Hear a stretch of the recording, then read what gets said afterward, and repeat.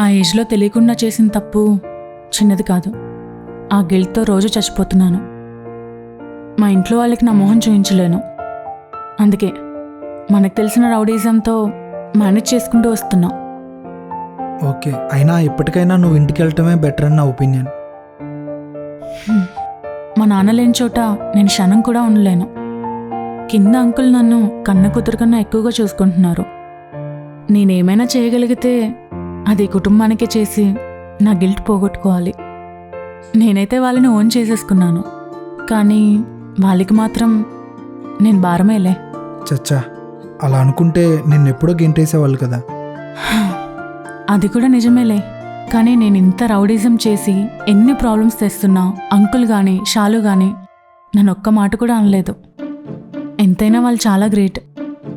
సర్లే, నీ emotional journey పక్కన పెట్టేస్తే ఇప్పుడు నేను బయటికి గెంటేసి నేను లోపలికి ఎంటర్ అవడమే నా టార్గెట్.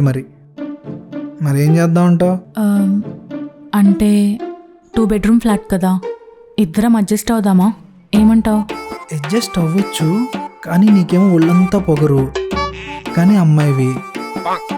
సర్లే, నా కాళ్ళ కింద నీ రౌడీజము పొగరు నలిగిపోతుంది అంటే ఉండనిస్తా. సిరి ఇక్కడ తగ్గే ఛాన్సే లేదు.